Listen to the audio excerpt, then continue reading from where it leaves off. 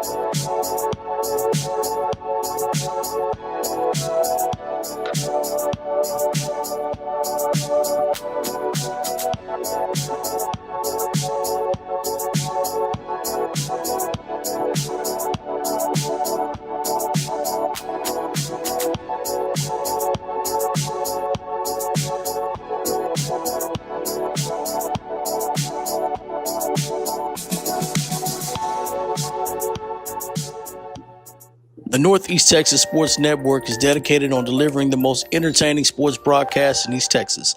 And if you're interested in having your next sporting event streamed live, visit us online at netsn.com.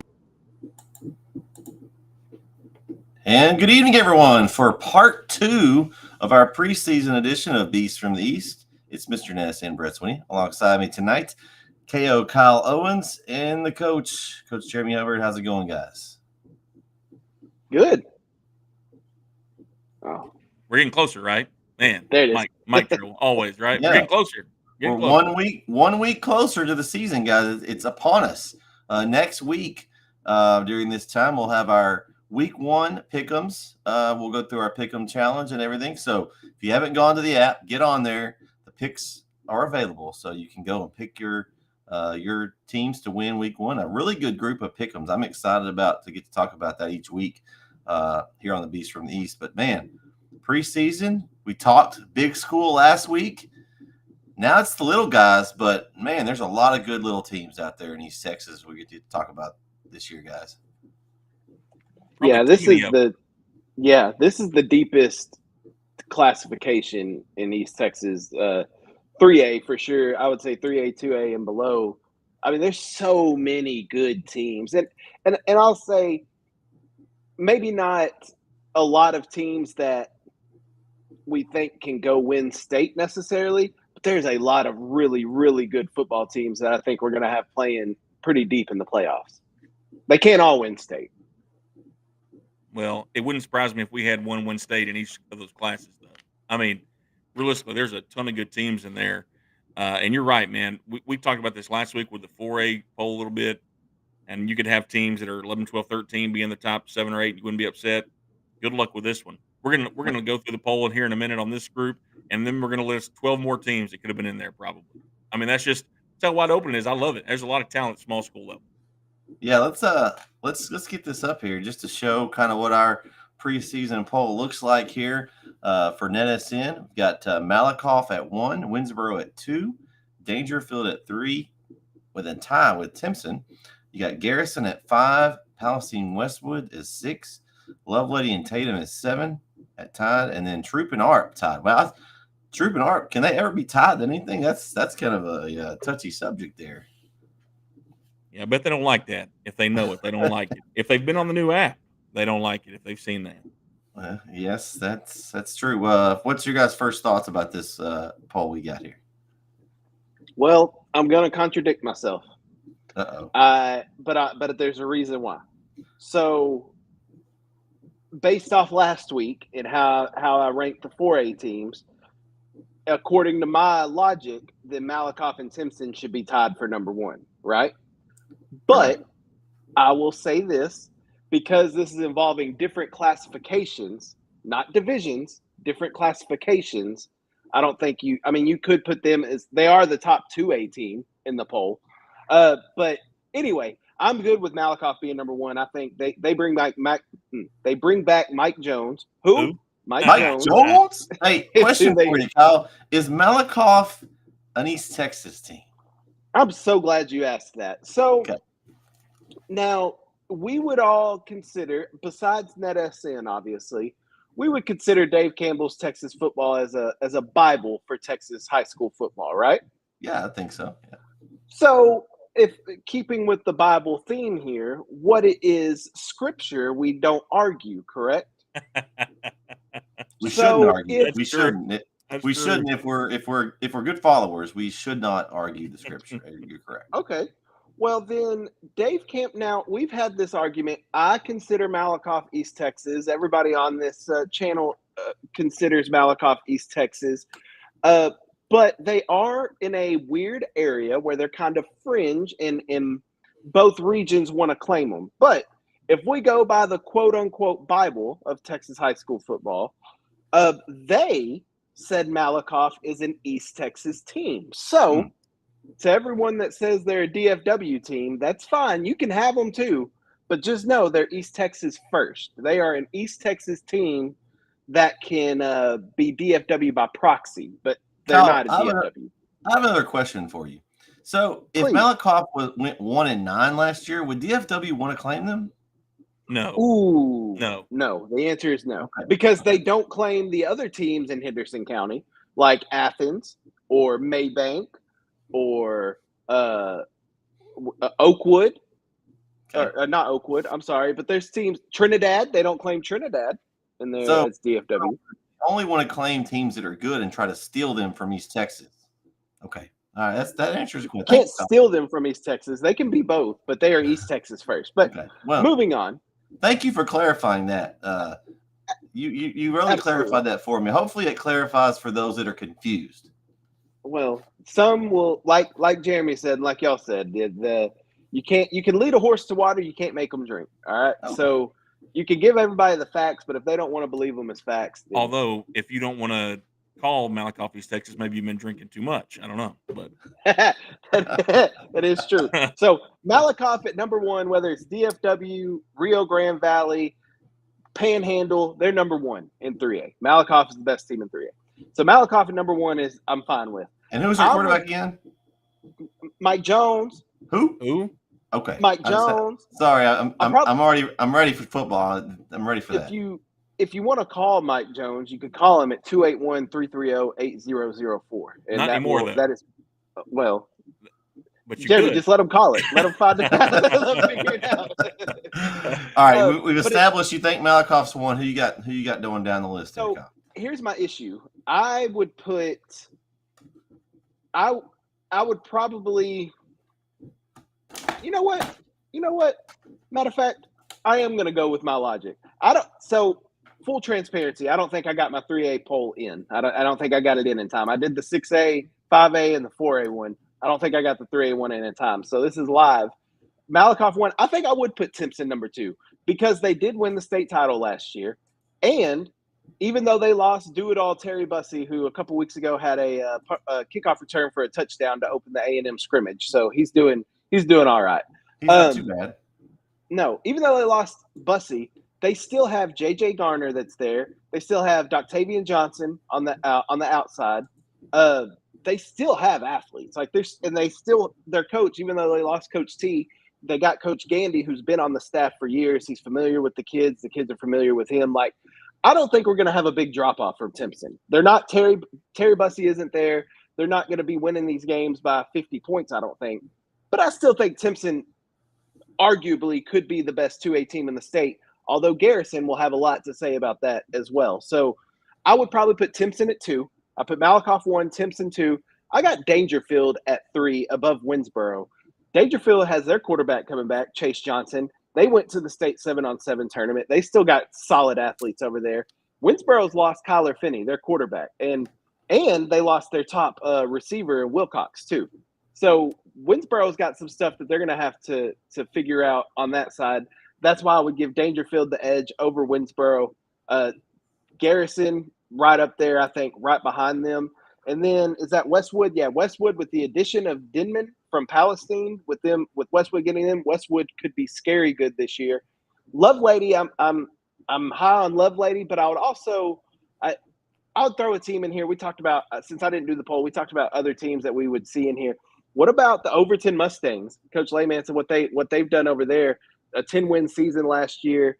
They got dang near everybody coming back. They're 10 on both sides of the ball, starters returning. So Overton, I think, will be another solid team. The Tenaha Tigers, I think they're going to be competitive and have something to say in this. The West Sabine Tigers, they dropped down a classification from 2A D1 to 2A D2. I think they'll run through the district that they're in, but they can make some noise come playoff time as well. As we've talked, there's these classifications are so deep. There are so many teams in here. Gladewater, another sneaky one that not a lot of people are talking about because they've been struggling these past couple of years. But Gladewater and Coach Levere could have something to say over there. We talk about Atlanta. We talked about Atlanta a lot last year. Mount Enterprise has a nearly 3,000-yard rusher that scored 40 touchdowns for them last year who's coming back. If they can figure out how to make some stops on defense, they'll be dangerous in that class too. So as far as the poll goes, I'm not going to argue the poll because, one, I didn't send mine in, and two, you can make cases for all these teams to be in the top 10. So and then some. So I'm going to go this route first. I'm going to mention some teams that are not in our poll that I had in our poll. Okay, let's just start there. Hooks. Last year we had these guys at the top, right? So I got Hooks in there. I was Hooks was on East Texas. They're East Texas. I'm in. Okay, I had Hooks in the poll. Harmony in the poll, right? Like seeing them last year. Yeah, they lose a lot. They got guys. They'll be okay. This is the team that I included in my poll, and I'm going to be honest with you. When I look at the rest of this list, I'm going to go through in a minute. I don't know why. I was not a fan last year. The people at Texas football are way high on this team, and I do not get the Honey Grove love. I just don't. We saw exactly why, right? We saw why. Scheduling has everything to do with it. I had number 10. Because at first thought, okay, you know what? maybe there's something I'm missing. If everybody else thinks Honey Grove is not just a top 10 team in East Texas, we're talking about a top 5 team in Texas, according to the folks over at Texas football, right? Like I mean, so what am I missing? We'll talk about that in a minute. But listen to the teams we haven't even. KO, you ran down through this list and you mentioned some of these teams, but we haven't mentioned all these. I didn't have Tatum, Trooper, Upper, and Pola. I had those 3, by the way, just for full disclosure. Jefferson, we haven't talked about yet. They got talent. Liberty Ilo in 3A, hello. Like, they're going to be okay. Diboll, we haven't talked about yet, down there a little closer to Lufkin area. New Diana, West Rusk. DeKalb's a team getting a lot of love this year. We haven't even talked about Beckville yet. They're a team, right? They lose Jacoby Williams, but they got guys down there still, right? Wascom, new coach, same system. They're going to have athletes as well. You mentioned Centerville. I think that's a smart one.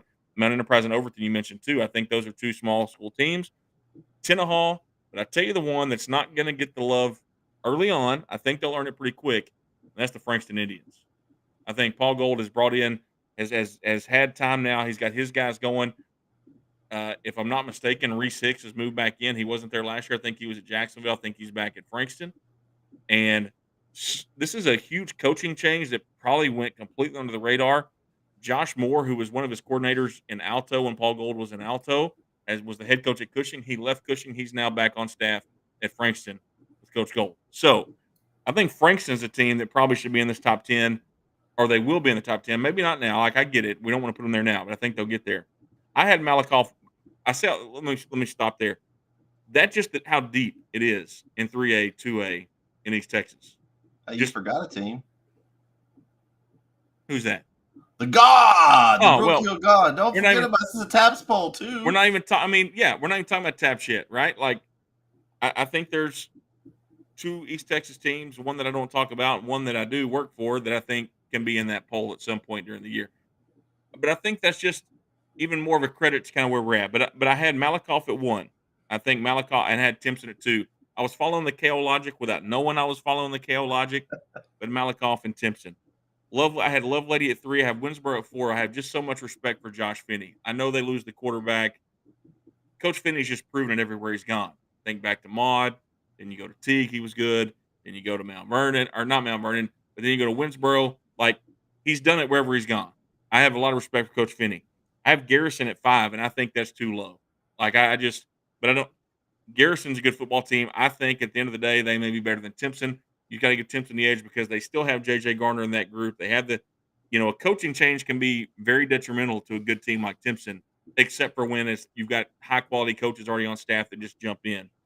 I had Dangerfield at 6. This team's a lot of talent. And they lose one of the best athletes in East Texas last year, goes on to Alabama instead of Texas, whatever. We won't fault them for that. I want to see what Dangerfield can do now. There's been some changes there. I think it'll be interesting to see what they can do. I had Hooks at 7. I have Westwood at 8, and that was before the move of Denman over to Westwood. They got, let's don't talk about Bryant, the quarterback. You got Bryant, the quarterback, Denman, the running back. 2 guys at that level that are getting that kind of love. Look out. I mean, I think that they can be a very good football team. Then I had Harmony and Honey Grove in there. But we could talk a lot about this group. So our polls are out there. Let's go.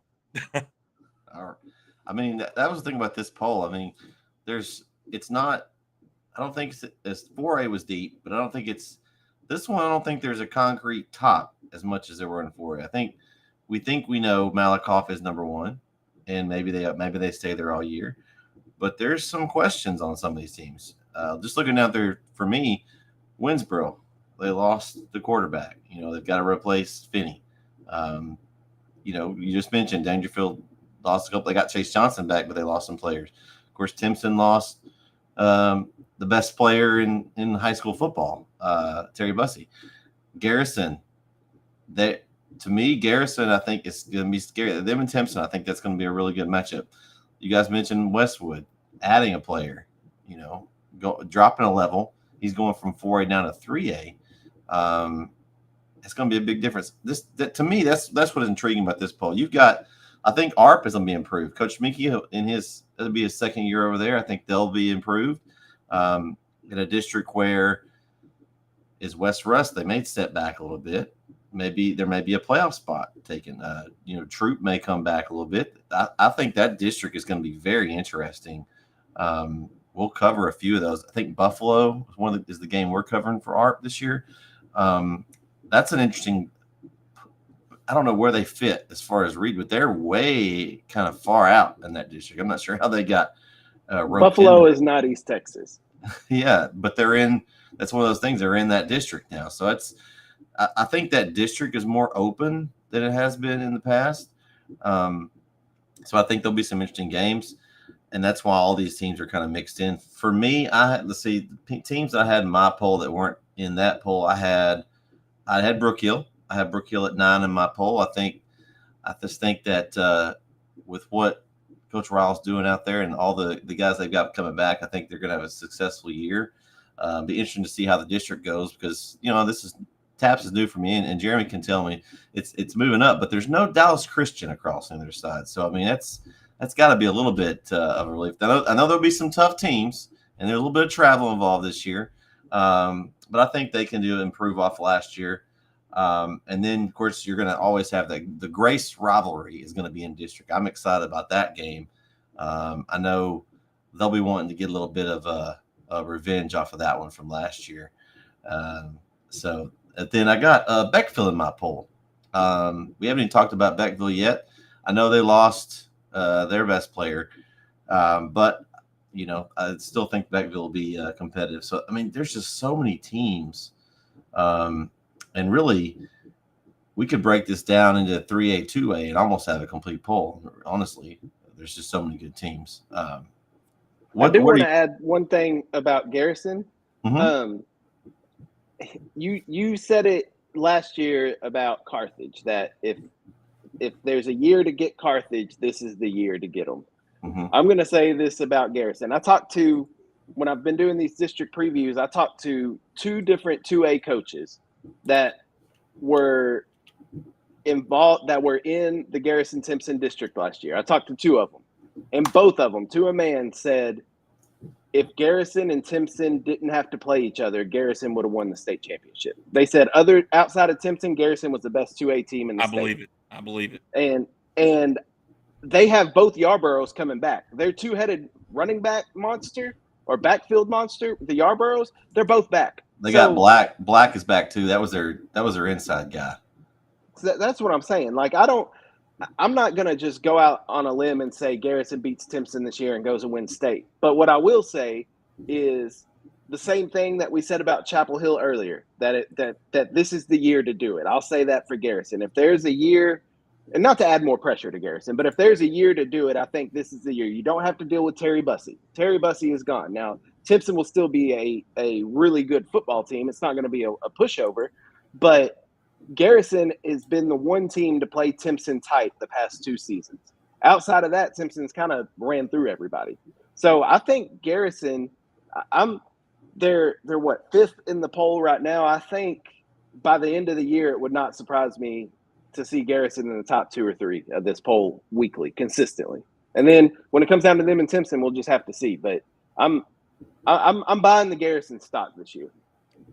One of the teams I was harsh on last year. I apologize now. The folks in Beckville probably don't like me very much, but we've made up. Okay. Here's the thing about Beckville. They're in a district. Yeah, they lose Williams, but who else in the district is really going to push them for the district championship? It's not a lot, right? Wascom's the next best team, I think. I love what Harleton has done the last couple of years. They've been a competitive team that maybe haven't had the postseason success, but they've been, like, I've seen them on film a few times. They're physical. And then it's Elysian Fields or City Hawkins, Union Grove, Big Sandy. No push. So Beckville's going to get there. And then look at the district next to them. They're going to get to play first in the playoffs. We just talked about it. The best 2 teams there are Honey Grove and Cooper, right? And Cooper, for as good as they were last year, they lose a ton, literally and figuratively. They lose a lot of players, but they lose about a ton of weight on the offensive line. So, I mean, it's there for Beckville. More so, even though they're probably not as good as they were last year, to me, they have a chance to be more successful in the postseason than they were. I just think that the ceiling is higher for them. I'll say this. I think that what we're seeing here in all these districts is, yes, we have a lot of really good teams, but they're spread out across these districts. I think in 4A, for example, you have districts that you have the district of doom, right? Like all those guys are going to play each other in the regular season. Here, you can kind of build out the playoff bracket and see, hey, these teams are going to meet, but it's going to be the second round. We're going to see them all play each other. Timpson and Garrison is the exception, right? There's a few others Malakoff, Winsboro, Jefferson, Atlanta. There's some districts have maybe 2 good teams in them. For the most part, you can kind of pencil in and almost use a little bit of ink on the postseason, getting them into that second round, in my opinion. And that's where I think that's the main difference between our East Texas 4A and the East Texas 3A, 2A, and below, in what you're going to see. But I'm with you, KO, that Garrison was scary good last year, and I didn't know that until Brett and I had them in the first round of the playoffs over the Tomato Bowl, and we were like, okay, we probably have not been talking about this team enough. Like they got some talent, and then they have some things to replace. They got to find a new quarterback. Those are things when you have athletes like they have, you can figure it out. They're not asking the quarterback to throw it 30 times a game, by the way, either. They're going to ask him to throw No. it 2 or 3 times, so they're going to be fine when you get there. You mentioned, Brett, the West Rusk District.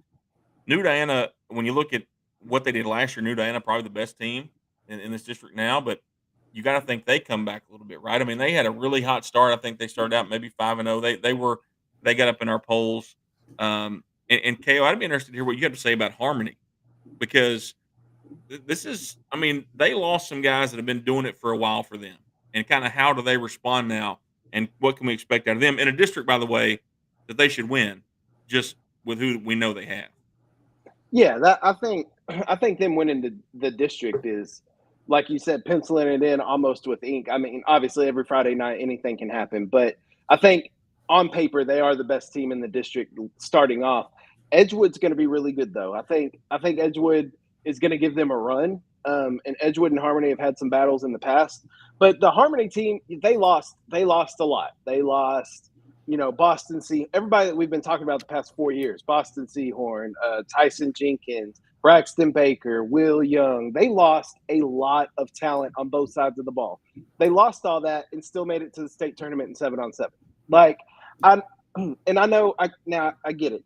7-on-7, and I've talked to coaches about this. 7-on-7 is not a clear indicator of how your season will be. Like, there are plenty of 7-on-7 state champions that haven't sniffed the playoffs the next year. I get it. But what I do think you can learn from 7-on-7 in the offseason is, how's your team going to compete when it's adversity in a 7-on-7 game? How are they going to compete? Are they going to fold, or are we going to see some fight in them? Like, you're going to see the competitiveness. Harmony's not lacking in that. They may be lacking in bodies, they may be lacking in a lot of other things, but as far as competing, they're not lacking. And you lose Coach Jenkins, who went over, I forget where he went, down south. But you lose Coach Jenkins. You got Coach Brian Mock, who's been the DC over there for years. Like, again, another situation kind of like Simpson. It's a new coach, but it's not. Like, it's a coach that's been at that program. He knows what's going on. The kids know him, but it's a lot of new faces. But talking to Coach Mock, he was excited because, yes, that senior class last year laid a solid foundation for this Harmony athletic program. And he didn't really outright say this, but you kind of infer, like, the kids now kind of have a chip on their shoulder, because they're tired of hearing about the past teams. They want to make their own statement and build their own legacy. So there's a little bit of a chip there where they want to make their own statement this season. And I think that can make Harmony very, very dangerous, because they're not sitting off what success they've had in the past or what the previous regime has had. They want to make their own mark. I don't think they're as strong. I don't think we see a deep playoff run this year from Harmony, but I don't think it'll be a drop off the cliff in what they do this season. But that's also how blue bloods stay blue bloods, right? Like, the current group comes in and says, there's this foundation that's been built. We have to continue and make our own mark. That's what's made Alabama so good in the college football world, right? Georgia now, because they do have that chip on the shoulder you're talking about. We don't come here and just say, well, last year's team did this. We're like, well, yeah, last year's team did this, but now we're going to do this. And so I think that's how it happens. I think you're right. You mentioned Jenkins leaves and Mock is the head coach now, but they also lose the offensive coordinator, if I'm not mistaken. I think Coach Wilbanks is now the head coach at Queen City. So a lot of changes there, personnel-wise, coaching-wise. I still think that they're a team that could be a competitive team. But let's talk about Westwood for a second, right? We mentioned a minute ago they get Denman. But you start with Kavion Bryant, 3,000 yards, 40 touchdowns combined last year. The guy's getting love from all over the country already, and he's only going to be a sophomore, if I'm not mistaken. Then you add Denman in the mix. This is a team that in a district that has Teague and Diboll who are good, but after that it's pretty bad. Fairfield, Crockett, Huntington, and this is a team that avoids the region that has Malakoff in it. Winsboro, they're going to be in a different region. This is a team we could be talking about deep into November and December also. Hey, look, a Yeah, game. I was going to call a game to look out for. Westwood plays at Timpson, week 3. Mm-hmm. Yeah, and you're right, Jeremy. This district, I think, is Westwood's to win or Westwood's to lose. I guess is the better way to put it. I think Westwood's the best team in that district, even before adding Denman to it. And now you add a stud from right down the road to your squad. I think Westwood's going to be dangerous. And you said it too. That Region 3 is not near as strong as Region 2 is, especially at the 3A level. And so I think you put Westwood. I say what is this? August, whatever this is. I'm going to say Westwood makes it to the regional final in 3A. Wow, you heard it first Regional here. final, Westwood. Yep, you heard it here first. I can see it happening. Am I far off, Coach? No, I don't think you are. I without knowing who else is in the rest of Region 3, and I'm going to pull it up and look real fast because I want to know this. Yeah, I don't know who else is in the region either, so I may just put my foot in my mouth. There may be a powerhouse down there that I didn't think about, but that region, I don't think off the top of my head, I can't think of a D2 team that's. I mean, close. you're looking at Columbus is really good, right? I mean, but that could be who they meet up with in that regional final. We don't know how the bracket would fall in that situation. Hitchcock is another team, but listen, when you have guys like that at that level, I mean, think about Timpson last year. I know it's 2A versus 3A or whatever, but when you get to the smaller levels and you have two absolute stud athletes like you're going to have with Bryant and Denman, how do you find the guys to stop them? Like, you can scheme up something to slow them down, but they're going to hit you with something. And guess what? Because you have two studs like that and the defenses are going to focus on those two, there's going to be a third guy that we don't even know his name yet that's going to emerge because he's going to have space and opportunity. And so, it does scare me last year. If you remember the Diboll Westwood score last year, and Brett, you may be able to look this up while we're talking. I think the Westwood Diboll score was like 7-3 last year. Like, I think Diboll held them to not scoring touchdown. And so 14-3. 14-3. Okay. So, we'll see, but I'm with you. I think it's their district. Teague is up there in a lot of people's opinion. I think Teague is one of those weird schools that either they're really good or they're down.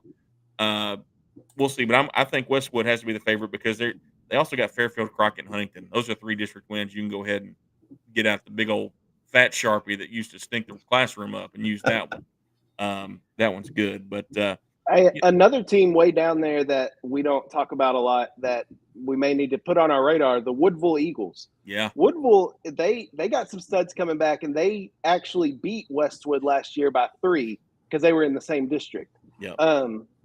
Woodville's going to be an interesting team to keep an eye on as well because they got some coming back, and they were good last year. But I don't know if they moved regions or moved classifications, but Lorena, who won state played Franklin for state a couple years ago, they are who beat Westwood last year in the playoffs. So I don't know if they're still in that region or if they moved. But Lorena has moved up. They're in 4A Division 2. Oh, okay. All right. Well, there you go. So there's another one you don't have to worry about for Westwood. I think that's what I'm saying. I think Westwood can make that regional final. Yeah, Lorena's got China Spring in their district and Waco La Vega. Good luck with those teams, Lorena. That's going to be tough. I want to. You mentioned. They play. Look who they play first week. Lorena plays week 1. Austin Regents. That's a team that Jeremy is going to have to know about here pretty soon. We'll talk about that in a minute. I don't want to talk about us right now, but I want to talk about this. I mentioned Frankston a minute ago, right? This is a team that's going to be in Region 2 of 2A Division 1 when they get in the playoffs. They're going to win their district. You talk about teams that can make a run to the regional final and get to the state semifinals. The best teams in that region, they're going to be one of the top 2 or 3. Axtell's in there, Tioga, maybe a couple other ones. But here's the thing: this is a talented football team with Tyler Rogers and some other guys that are already there. Like, Frankston's a team that we have not really talked a lot about in the last couple of years that we're going to be talking about pretty quick, I think. Okay, I don't know if you've talked to those guys yet this year on your preview path or whatever, but they've just kind of quietly been building over the last couple of years. They've been getting a little bit better, and this could be the year they take that big step forward. Yeah, I did interview Coach Gold the other day. Yeah, he's excited for it. He likes the district they got put in because it's new faces that they haven't got to Yeah. see before, and the travel's actually a little better. A lot closer for them. Yeah, and you talked about their district. I mean, Corsicana, Mildred, Kearns, Carlisle, Crossroads, and Cayuga. I think Carlisle is probably going to be their toughest matchup. Maybe Cayuga. I talked to Coach McGee at Cayuga the other day too. I think, obviously optimism's high there as well. But you're right. I mean, Frankston, and Coach Gould said it too. He said that district they had been in with Beckville, Harleton, and all that. That was tough, man. And so Yeah. maybe, and he won't say this, but maybe a little easier district wise for sure, easier travel wise. But I'm with you. I don't see any reason Frankston shouldn't make a run, and that's exciting. Coach Gould's done a great job over there in Frankston. Okay, Brett, you mentioned Austin Regents. Let's just get it out of the way. Well, they were on Lorena's schedule, and I didn't get to finish that schedule. I didn't look at the rest of it because I saw that one. Yeah. But Lorena opens with Regents, Malakoff, Franklin, and Cameron Yo. Wow. What are they doing? I don't know. But yeah, that's coaches who schedule crazy non-district schedules are crazy. We won't talk about that now, but that's another season, another show. So everybody's talking about Texas and Texas A&M. The rivalry's back, and it's a conference game, and it matters now. Well, there's another rivalry in East Texas that I would argue is up there pretty good with all of them, and that's us and Grace, Brookhill and Grace. And yeah, you mentioned the travel. TAPPS did us no favors in the latest realignment. Our district has 2 teams from the Tyler area, us and Grace. It has 2 schools from 3 schools. Now let me do my math here. 2 schools from the Dallas area in Arlington Grace Prep and Dallas Bishop Dunn, and then 3 schools from the Austin area with Regents and Hyde Park and Brentwood. And it's a tough district, and it's going to matter a lot. And I'm going to tell you why. And this is not an East Texas district, but the district beside us is absolutely loaded. And so seeding is going to matter.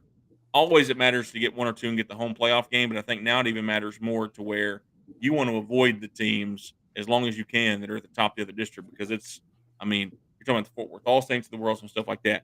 But us and Grace are both in some interesting spots. I have a lot of respect for Grace in a lot of ways. They've had some coaching changes. We'll go ahead and get this out of the bag now. My uncle has now come in to Grace. He's the offensive coordinator, which is a whole nother set of issues. Oh, wow. That rivalry just got a little more intense. Okay. Yeah. He calls the plays. I try to stop the plays, whatever. So that'll be fun. So there's some changes on both teams in the coaching world a little bit. And then player-wise, offensively for us, we lose a number of guys. Defensively, we got a bunch of guys back in the same spots. I would argue defensively, we're up there with most of the schools in this. Obviously, we're not at the top of the list in the defensive world, but we're up there with what we do. Grace the same way, and their quarterback is gone. We talked last week about Zach Davis and him being over at Tyler Legacy now, so they got to find a quarterback. Their strength is going to be on their offensive line, and our strength is going to be on the defensive side. So it's going to be an interesting matchup when we play. I don't know if either of us are in the conversation in these top 10 polls. I'll be honest with you. And that's just because I don't know what we are yet. I don't know I'm not sure they know what they are yet. I don't know if we know what we are yet. I think we have an idea of what we can be, but I don't think we know because we had a big senior class in terms of contribution that we're trying to refill. And we got some guys we think can do that. I think Grace is in the same boat. And even the other TAPPS schools here in East Texas, TK Gorman and All Saints. All Saints had a coaching change this year. Gorman had a coaching change last year. And they're back in the same district, right? They're going to play each other again in the same district. Last year they were different. TAPPS is a little bit different in terms of realignment. It's a 3-year average instead of a 2-year average. So we were still in classifications last year based on our COVID numbers, and which changed a lot, right? So we were up or we were down. Now we're back up with Grace, and Gorman was down. They're back up with All Saints. And you mentioned we don't have a DC on their schedule. They have a DC on their schedule, and that's Dallas Christian.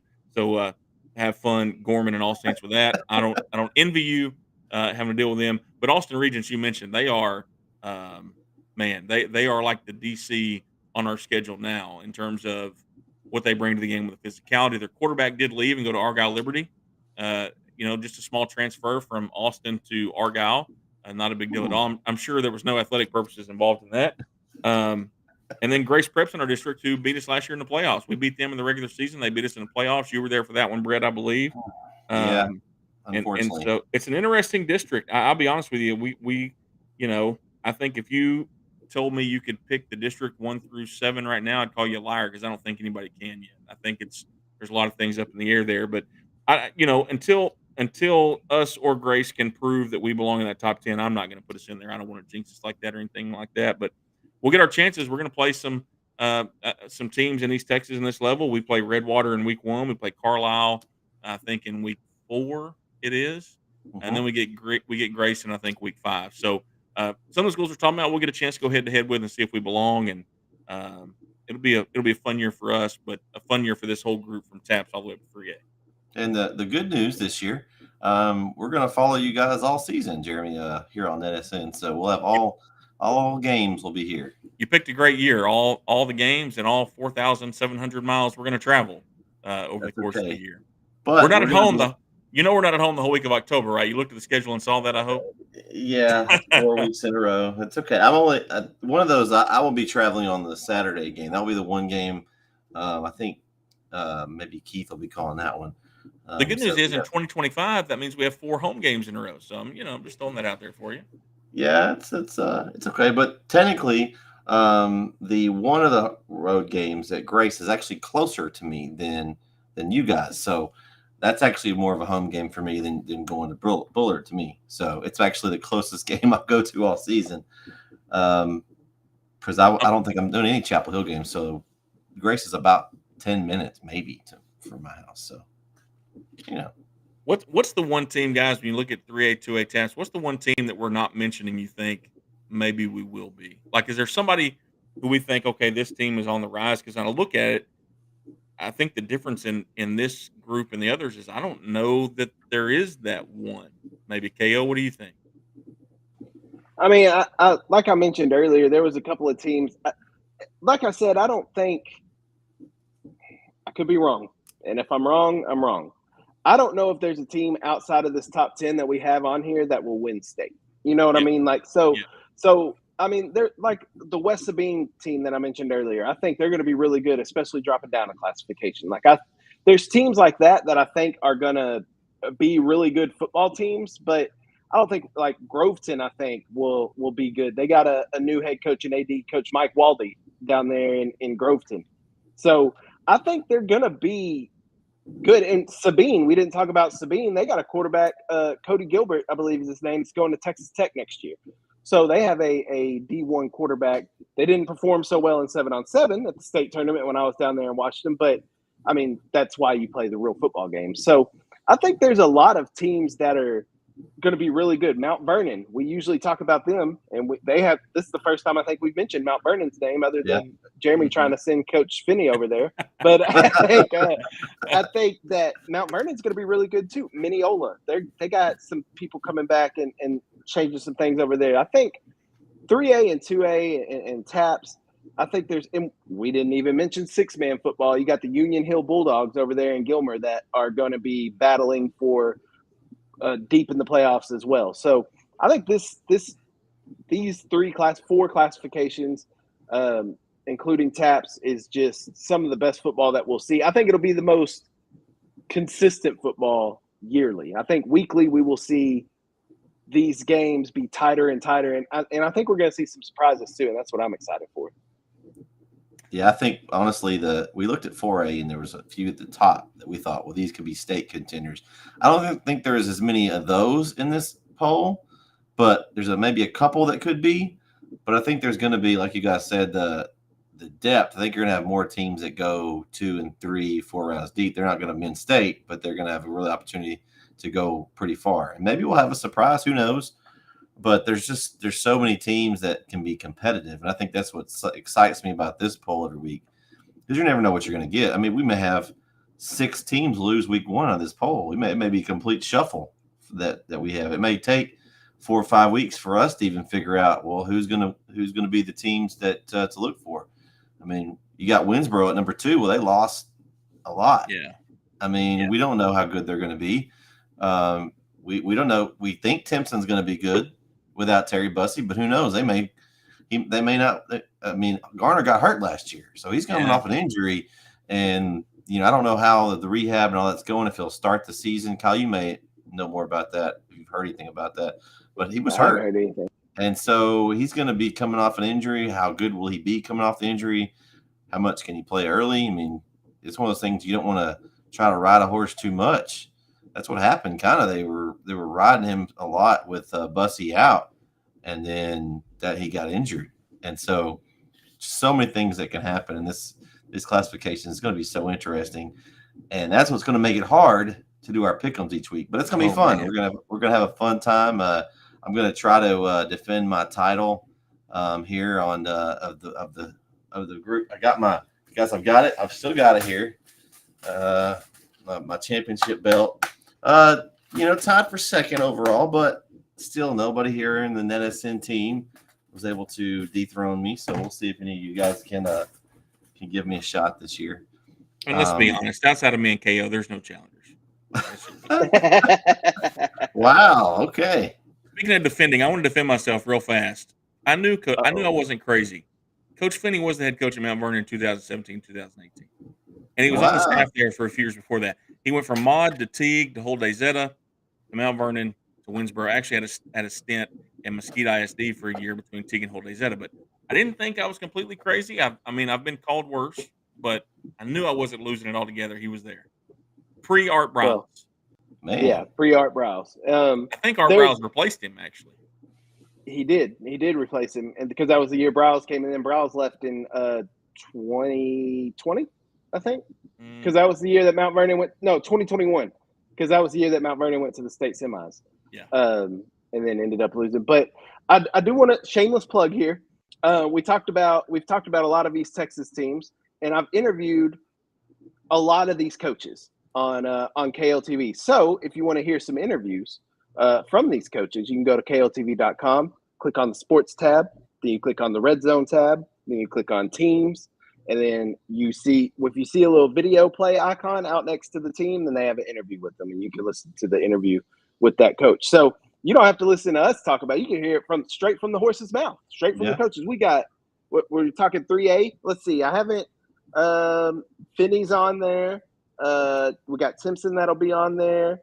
We got actually all those schools that are on there I haven't got to yet, but there are a lot of 3A, 2A, and other schools that are in there that you can, and 4A, 5A, 6A. So check that out. Tell you my favorite thing you've done though. I appreciate the coach interviews. I'm going to pump you up a little bit here. I thought the interviews you did with the players at the Christus whatever the official name of the Christus Media Day, I thought it was fun. And look, here's the deal. My kid was on there. He's an idiot, whatever. However, I enjoy hearing from the coaches, but obviously I enjoy hearing from the kids because you mentioned in last week's show, there's all this optimism in week 0 before things get going. And to hear what those guys think and what they like, that's what energizes us coaches, right? Us old guys who go out there, and I mentioned last week, it's been so stinking hot, man. Like all of summer was great. Then we get into practice and it's 105. It feels like 130 if you're on a turf field. Those guys have all been working hard. And that's the thing. That's the hard thing about this season. We sit here and talk about who's going to be good and who's not. And the truth of the matter is there's 25 in some cases or 125 in some cases worth of kids. They're going out there every day. And at this point in the season, they're thinking they're winning the state championship. And that's what makes it great. That's what makes Texas high school football better than anything else in the world.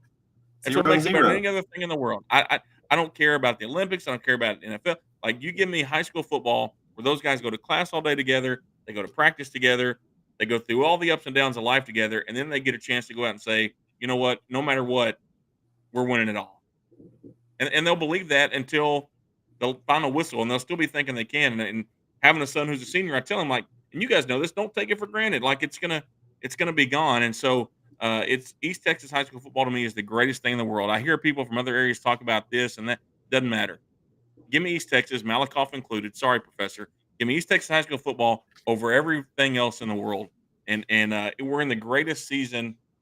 Even as a basketball coach, I love that. But there's just something different. You guys know this. There's something different about East Texas high school football season. And if you like football, then you're on the right network, because we're going to have lots of football this year. We mentioned a few of the teams we're covering, but we'll have Chapel Hill games on Texan Live. That is a paid subscription. We do that through the school, but we'll be covering them all season long on there. We'll have the Brook Hill Guard, all 10 games and playoffs on NetSN. We also have, adding this year, the Rusk Eagles. We'll have all the Rusk games here on NetSN. The Center Rough Riders will return to NetSN as well. Chris and Shires and those guys down there. Also, this year, Larry is everywhere. He's going to be doing a game of the week down there, bouncing around with Shelbyville, Tenaha, and all down there, maybe on the schedule. Maybe Timpson. We've got a lot of those games up, and he's on the schedule, so a lot of games there. We're also going to have one ARP game on there, and also maybe a couple of Tatum. And then we're working on kind of a couple of more games in East Texas of some of the smaller schools around here as well. So be looking out for that schedule. A lot of the games are already posted, but we'll have it up. And the one place you can find it, you can either find it on our YouTube channel, on our website, netsn.live, or if you really like having your mobile device with you, always have with you, and you want to know what's going on NSN, the mobile app. One of my favorite things that we've done here at NetSN, the developer and the brains behind the operation there, he's developed this app. And not only that, but if you're like wrestling, our Off the Ropes shows are on there as well. So you'll see some of those familiar faces. So we like to talk wrestling every so often. Some of us do anyway. Some of us avoid wrestling and don't come on the show because they're doing other things. Me and Kyle talk wrestling. We used to have a guy named Jeremy Hubbard on there, but he kind of disappeared. I think he went through the fire table with a barbed wire or something too many times. I don't know. Maybe he decided not to come back. But anyway, lots of things going on NSN. And of course, Kyle already plugged it, but Kyle does great work at KLTV. He is now, what is your title now, Kyle? Technically, it's sports digital content producer, but you could just call it sports producer. Yeah, he's all over the place on KLTV now and bringing you all kinds of interviews and stuff. So make sure you check it out. We're just glad to have him. He's like, outgrow. He's a superstar over here.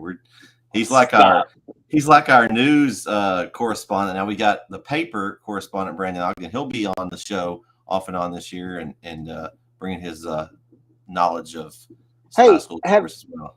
I'm not the superstar.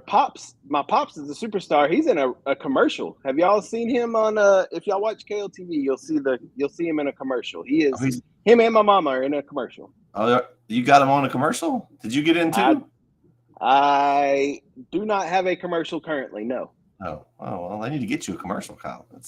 Well, I've shot one. I just don't know I've shot one. This TV stuff and commercial making stuff it's above my head. I just show up when they tell me to, and I let the experts do all the editing and all that. So I have shot. There is a promo that has been shot for Red Zone Overtime that I am involved in. Now I don't know when it'll air. I haven't seen it, but mom and pops are in a commercial. So information of those that are in East Texas that are listening to our show or watching here, Red Zone Overtime. Give them some details on that during football. How can they find you? What time and all that kind of stuff?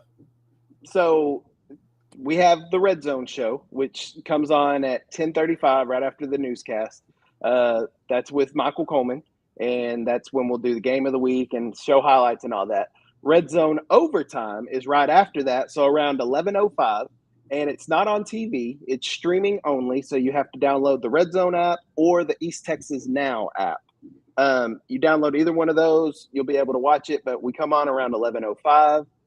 We'll talk. I'll either be at our game of the week where we were at from the parking lot, or I'll be back in studio and we'll kind of recap some highlights that we didn't get to during Red Zone. And then OT is more of a preview show. So we'll be looking ahead to next week, right at the end of Red Zone. So Red Zone Overtime, and there's no time limit on it. Sometimes we could go for 10 minutes. Sometimes we go for 30 minutes.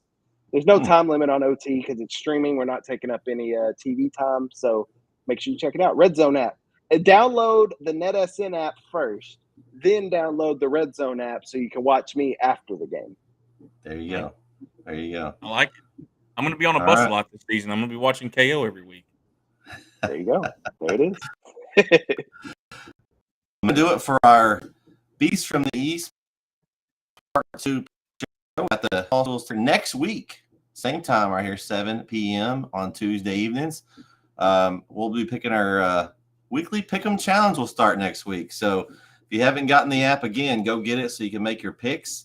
And you can come along if you need help with your picks. Just tune in Tuesday night, and maybe we'll steer you the right way. Maybe we won't. Who knows? Hopefully, pick everybody I don't pick, and then you'll be fine. Hopefully, we'll get Vince and Corey on with us next week, and so I can continue to beat them in the Pick'em Challenge. They were scared to come tonight. I guess I don't know. Maybe they're just not ready yet. I don't know. But that's going to do it for tonight's show. For Kyle Owens and Jeremy Hubbard, I'm Brett Swinney. We'll catch you next time right here on the Beast from the East show. See you next week, everyone. Good night, everybody.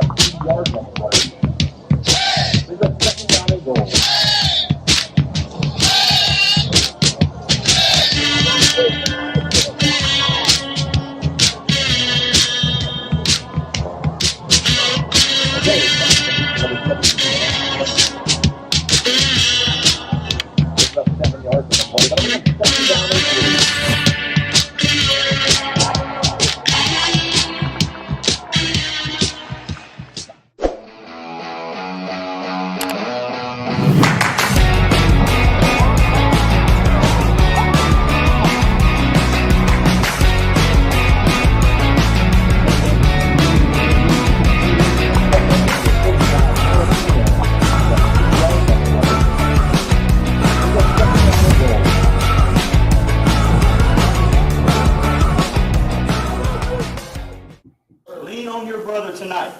Let your brother count on you every play tonight. Okay? And come out and have fun. The gates are locked. Ain't nobody getting out now. They can't run. The gates are locked. Let's bring the fight to them, guys. Yes, sir. All right, brother. Let's pray.